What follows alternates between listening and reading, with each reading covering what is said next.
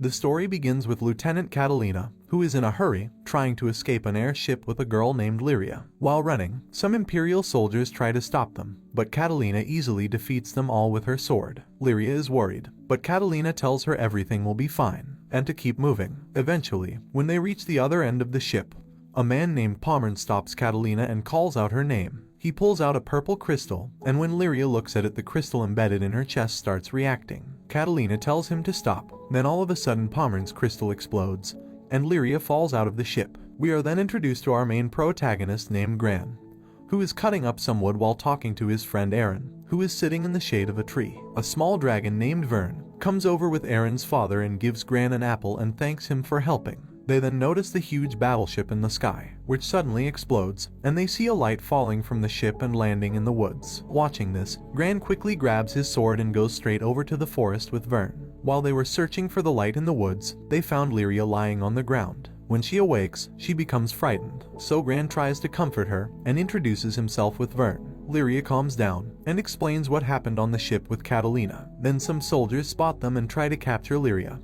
So Gran draws for his sword and protects her by knocking down the two soldiers. One of the soldiers lets off a flare into the sky to call for backup, but Catalina notices the flare and hurries toward the signal to save her. The reinforcements turn up and start chasing them through the woods. Gran asks why they're chasing her, and Lyria told him they're Imperial soldiers from the Empire. The soldiers corner them from every angle, but Catalina shows up just in time and attacks them with her magic powers. Later, Catalina introduces herself to Gran and told him she's also a part of the Empire, but not any longer because of what she's done to them today. She goes on to explain that Lyria is wanted by the Empire, and she was being used as an experiment and was locked in solitary confinement. Catalina thought it was wrong, so she helped her escape. After, Gran tells Catalina that he will help them fight the Empire, and joins them on their quest. But on their way there, Vyrn arrives and blocks their path. Vyrn then summons his four-headed dragon named Hydra. Catalina told him to run, but the dragon targeted Gran and instantly attacked him. The dragon charges at Gran and puts him to the ground. He manages to dodge all the fireballs, but then gets surrounded by the flames. And right then, the dragon stomps on him,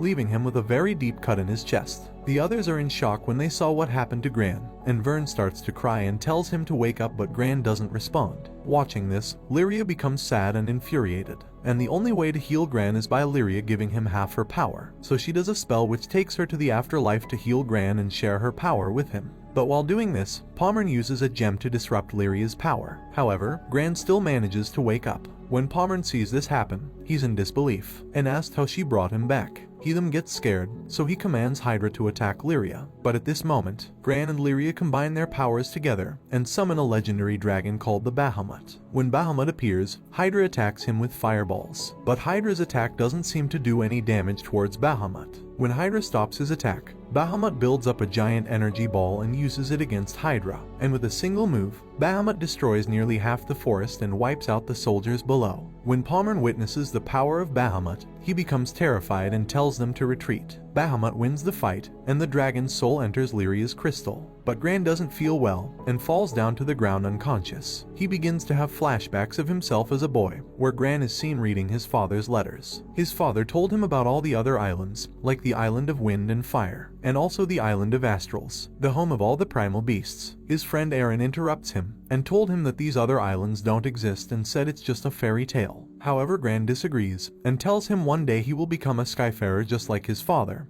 and will visit the island and meet all the astrals. When Gran awakes, he finds Lyria sitting in his room and hugs him in relief that he's alive. She's shocked that he's alive and well, and has no injuries or marks on his body. When Catalina and Vyrn come up to his room, Gran asks about the village and if anyone else was hurt, but Catalina tells him that no one in the village got hurt apart from him, and that it's a miracle seeing him alive. She expresses that no amount of magic could ever bring a human back to life.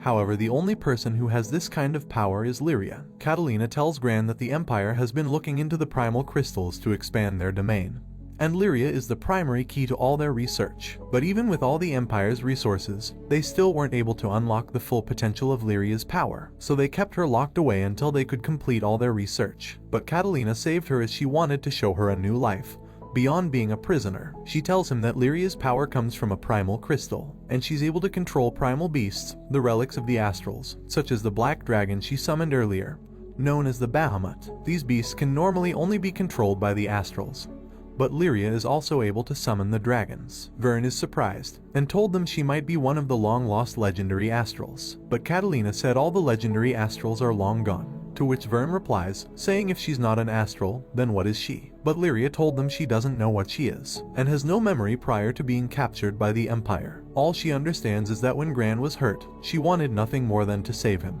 and bring him back to life. However, since Lyria and Gran combine their life forces together, Gran is unable to be too far away from Lyria, as they are now joined together as one life. So Catalina told Gran he needs to come with them to escape the soldiers of the Empire, and told him their plan is to go to the Island of Astrals. Catalina explains that the Island of Astrals is the only place to find a cure for Lyria's power. When she mentions the Island of Astrals, Gran is filled with excitement as his father told him about the Astral Island when he was younger, and everyone used to tell him it was all make-believe. Later that night, he tells everyone in his village about his departure, and the people tell him that the Island of Astrals is a dangerous place, but he tells them he's already made up his mind, and that his destiny is to be with Lyria. The following morning, he meets with the others to head off on their journey in Catalina's old aircraft. During the flight, Catalina's aircraft suddenly becomes unstable, and they end up crashing on an island called Angana. Soon, a man named Rackham spots them crashing and inspects Catalina's ship. He tells them their ship has been completely destroyed and will not be able to fly again.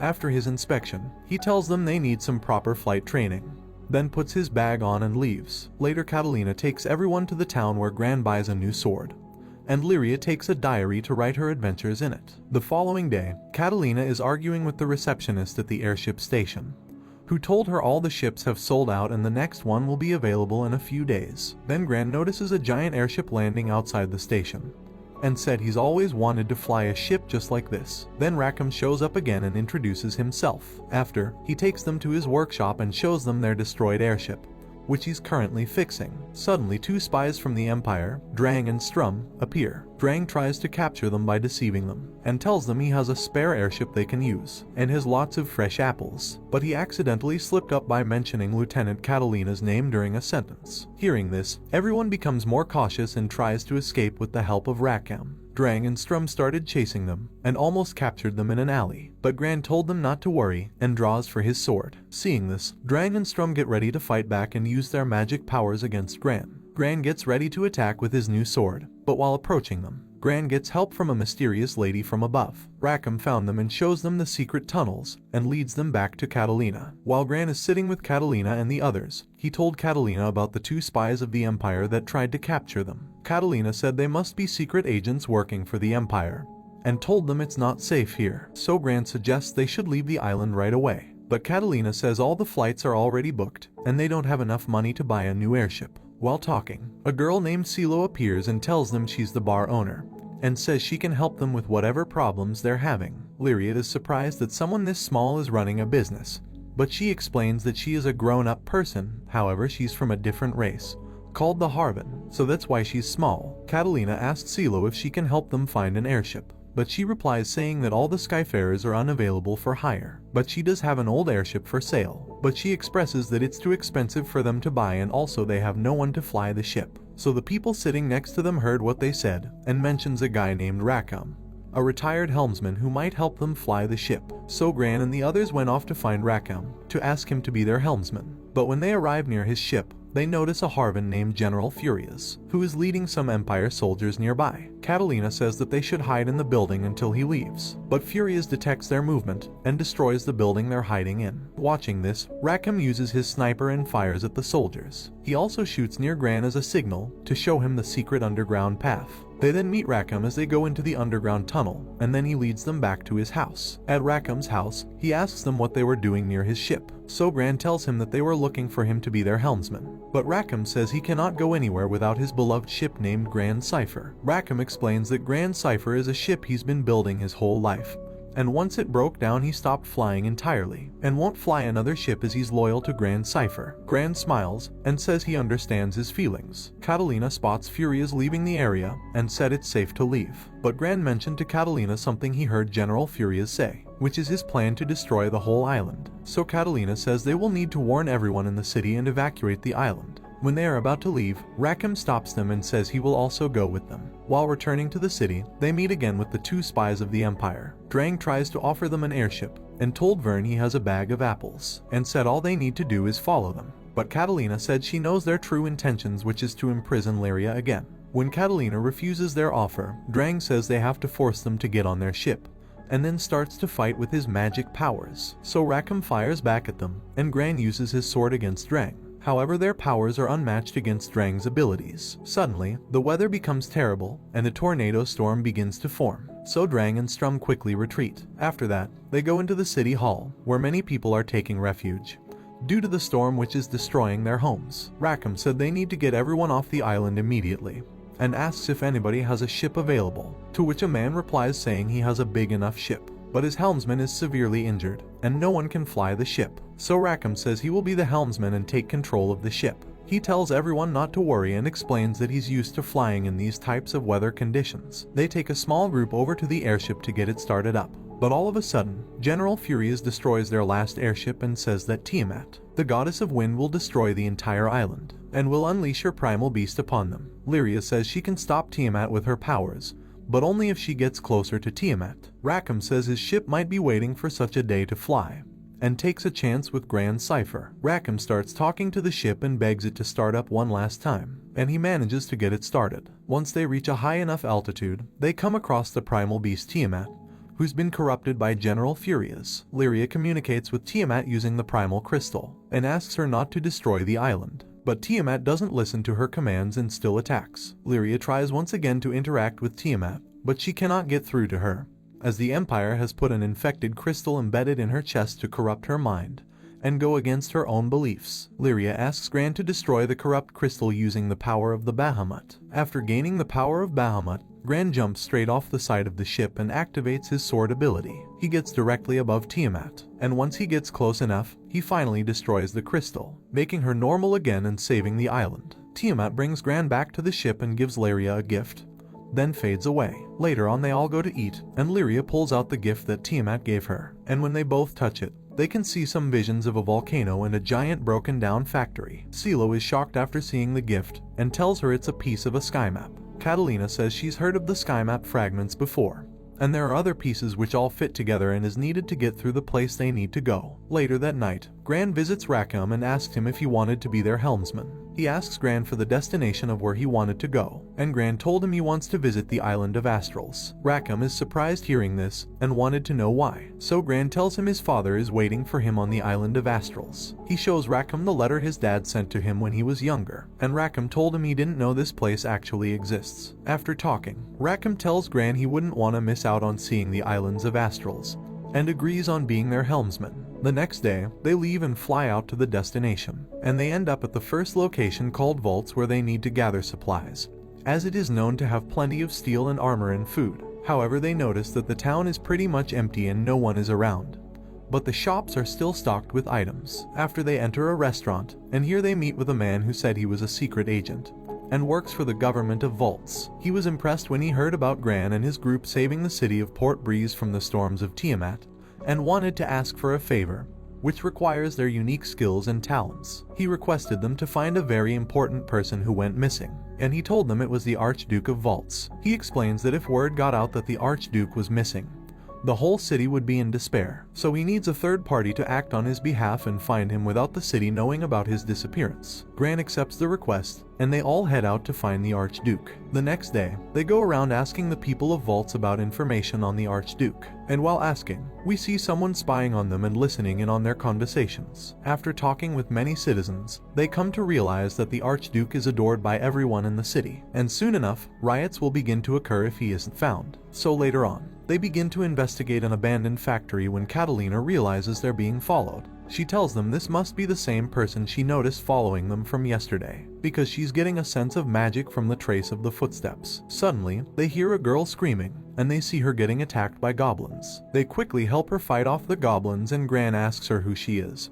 and she tells them her name is Io, a mage of Vaults, and she's been following them because she knows that they're also trying to find the Archduke, who is her master. She told the group that the Duke is her mentor in the arts of magic, and told them he's a brilliant magician who can also build amazing structures and machines. But one day the people from the Empire turned up and he disappeared. Gran shows Io the locations they've written down as to where the Archduke might be, and she told them one of the places sounds familiar, so they leave to investigate the location. They then arrive outside a giant cave, and Io notices a secret entrance hidden by using magic. They enter the secret passage and end up inside a hidden laboratory. While inside, they begin searching for the Archduke, and Lyria tells the others she senses something inside the lab. Suddenly, the two spies of the Empire come out and tell them that this place was first discovered by the Astrals, and what Lyria is sensing is the primal beasts. We then see a girl walking next to the Supreme Advisor of the Empire, known as the Black Knight, which is the strongest Imperial Knight in the kingdom. After seeing this, Catalina is shocked, and she asks them what the Black Knight is doing here. They told the group that they're also trying to find the Archduke, because he agreed on doing a joint project with the Empire, which involves using primal crystals. But the Duke took all the research and used it for himself, and put the crystal inside one of his giant machines. After they leave, a mechanical monster appears behind them, and Io tells them this machine must be one of the machines built by the Archduke, and his magic powers are controlling the monster. Io ran up to the machine and begged her master to stop, but the machine didn't listen to her and starts attacking her.